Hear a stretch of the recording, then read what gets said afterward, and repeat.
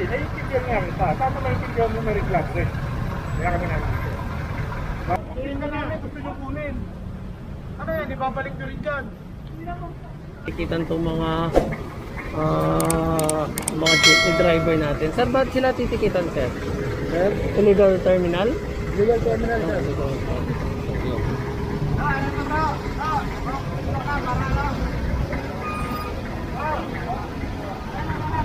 So, matitikitan sila for illegal terminal. So, wala kasi silang ano dito, terminal dito.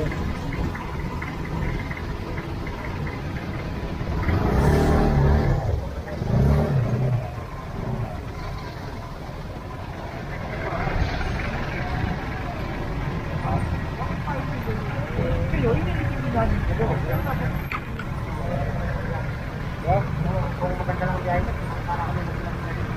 Hindi, naiintindihan nga kita. Paano naiintindihan mo may reklamo rin? Kaya kami namin dito.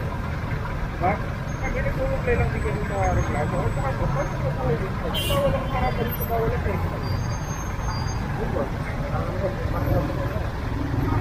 Kasi kung hindi sinusunod, ikaw nag-aantay ka, nag-aantay susunod, mag-aantay susunod, baba kayo. So, isa dalawa, makagbibigyan ko namin kayo. Ha? What way? What way? Ano ba? Paano mo lang kayo? Paano? What?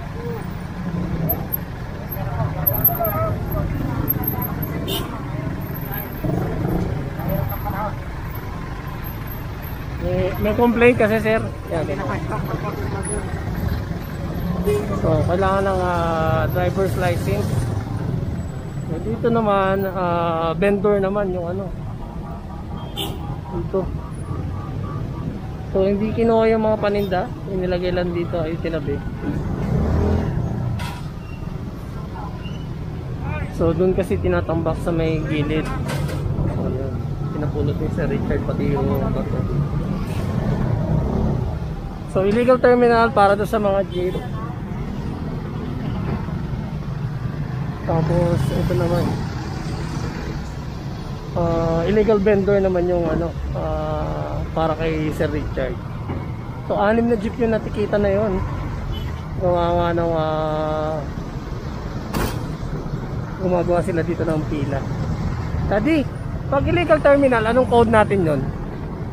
Legal, depende sa ano, legal parking pag ganyan. Illegal parking lang din. Ayan, 226 pag may 226, attended. Oo. Pag attended, 224. 224. So yun, illegal parking yung ano. Ang ititikit din doon. So bali 224 natin. So yun, 6 sila natikita na driver ng jeep. Nakakalungkot isipin na no? Kailangan na mangyari yun. So ang boundary na lang sana, pero kailangan talagang ipatupad ng ano, ng MMDA yung batas. So paalala doon sa mga iba nating kababayan na jeepney driver, yun, huwag na lang sana tayo ditong pumick up ng mga pasahero, or maganda niyan, may mga ano na, may mga asosasyon na naman yun, magkaroon sila talaga ng parang terminal talaga para hindi na sila matitikitan. So lakad na yung task force special operation Visayas Avenue, yung ano, babaybayin natin ngayon.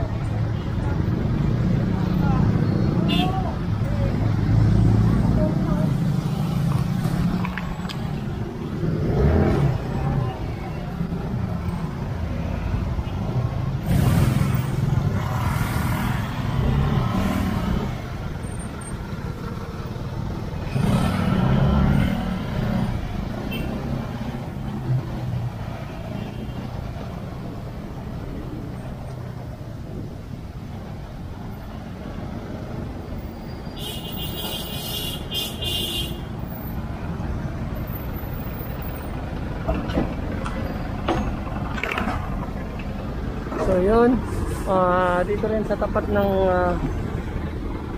ano ba itong ahensya na to, tingnan natin mamaya. May mga nakumpis ka rin, gawa nga ng itong mga bakod na to, ginagamit ng mga vendor na pangharang para hindi nga naman disimulado yung ano, pagtitinda nila.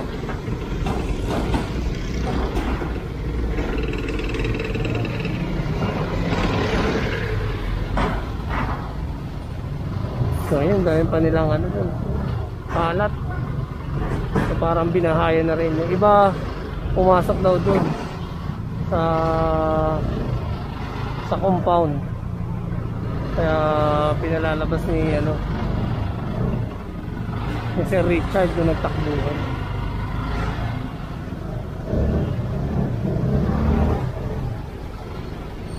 So dito sa National Dairy Authority, yan, takbuhan yung mga vendor. So yan, nakumpis kayo yung mga ng soft drinks. Pasensya na at hindi tayo makapark na maayos.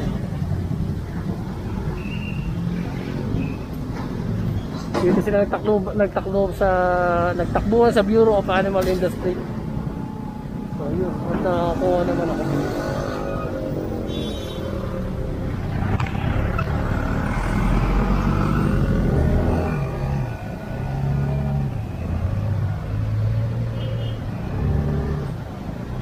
So napakahirap talaga pag nagbablog ka tapos nakamotor ka tapos wala kang driver.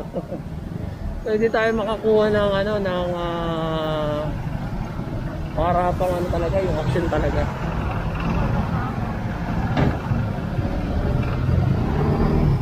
Hanggang gusto yung kagaya ni Busina, driver niya yung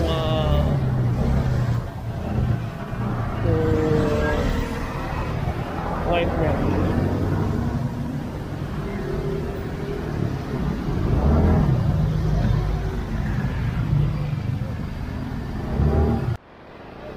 Nice.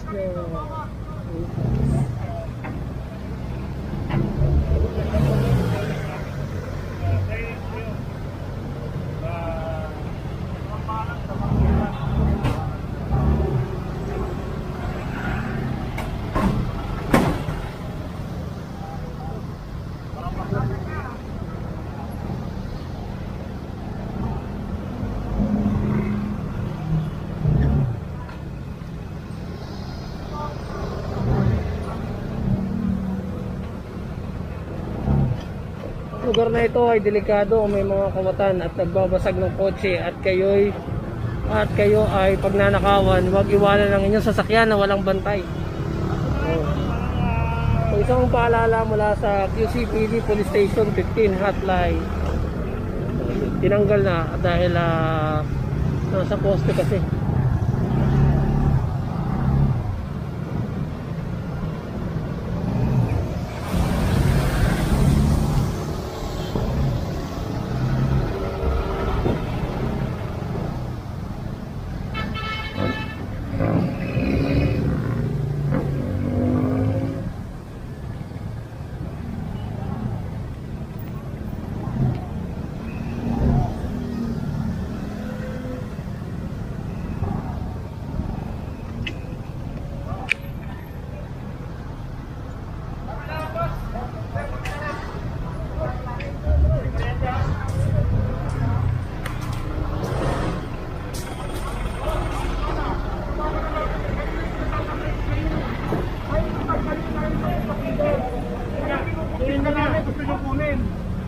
Ano yan, ibabalik nyo rin dyan. Makita po yun eh, hindi nyo nang pagkisabot yun eh. Ako. Sir, hero na lang po namin. Ano ulo, kanina ko pa pinatatanggal sa'yo, di ba? Sinasabihan na kita dyan. Ang layo na nga ng pinanggalingan nila yun. Ha? Sisiguraduhin nyo, hindi nyo na ibabalik nyo dito. Sisiguraduhin nyo, hindi nyo na ibabalik dito. Oo nga, hindi yan dyan, nandito nga eh. Hindi nyo na ibabalik dito. Hindi nyo na po ba ibabalik ito dito? Hindi na po, sir. Pinangahawakan namin ganitahan nyo, ha? Opo, sir. Sige na, kaya mo sila dyan. Marikatong sir. Hindi mo na sir.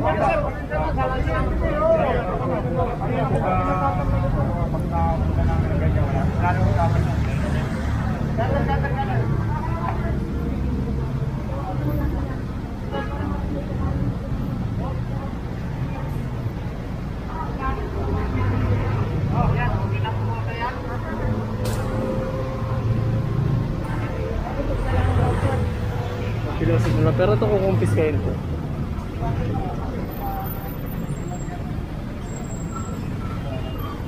Sir, galayan mo sir. Paano muna ka?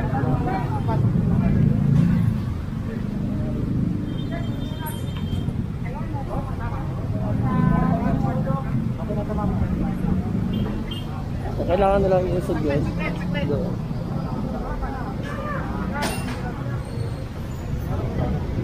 So dito naman may isasampa na ano, construction din.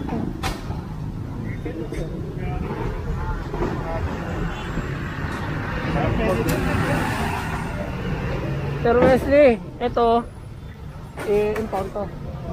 Walang driver's license. Ito walang driver's license.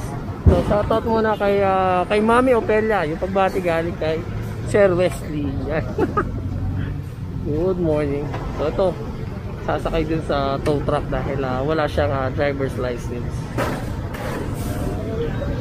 So itong sasakyan na to, matagal na daw to dito, kaya titikita na rin. Pero dapat mas maganda nga sana matanggal na para itong sidewalk ay nadadaanan na ng mga tao at hindi na dito sa kalsada naglalakad.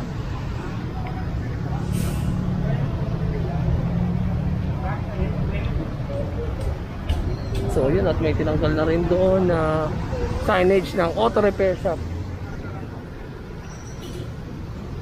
So yun, tatanggalin din yun, yun automatic transmission kasi nakakabit dun sa may poste.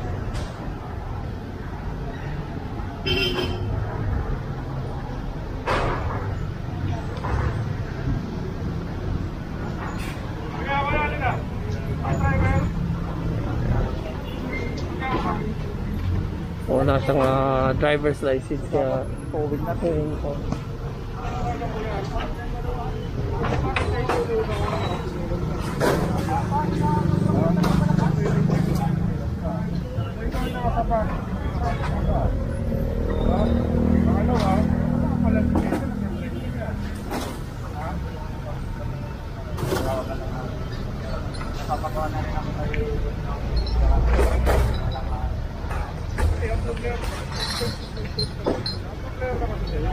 Hindi na-allow na mag-drive ako lang siya. Diba? Pag naka-accidente ka, mas worse pa mangyayari sa'yo, pwede kang makulong. Pag nakasagasa ka, hindi natin ina-allow na mag-drive ako lang siya. Mabuti pala sana kung may student ka, okay lang. May kasama ka professional driver, makasakali mapagbigyan ka namin, disikita namin yung may hawak ng professional. Pero na po kasi yung dito kasi. Hindi natin ako taga dito kasi. Hindi naman natin pinag-uusapan yung taga rito ka o taga-sang ka. Ang pinag-uusapan natin dito, dapat nagsisecure ka ng lisensya mo. Yun ang pinaka-rules natin dito. Bago ka mag-drive. Pag hanap buhay, hindi natin kayo pinasaklawan, hindi natin kayo pinapawala. As long as natatama kayo. Diba? So, nasa yung story ko sabi ko, inspired. Alam mo ba? Wala na. Wala na. So, advice ko kayo, kumuha ka ng ulit-ulitan. Pangasinan kasi ako eh. Kaya nga, kumuha ko ulit ng student.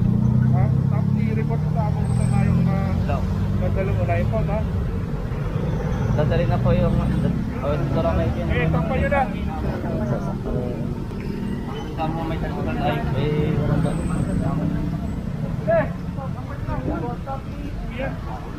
Boss!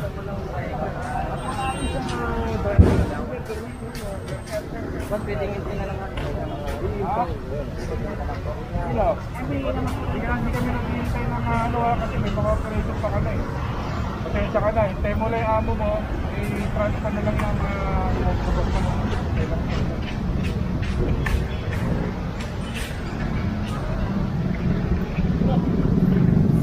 Sunod na lang kayo ha.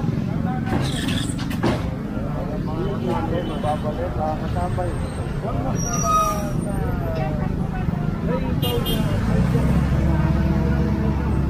So, layo pa naman ang kukuhanan o tubusan ng mga sasakyan na may impound sa Tumana, Marikina.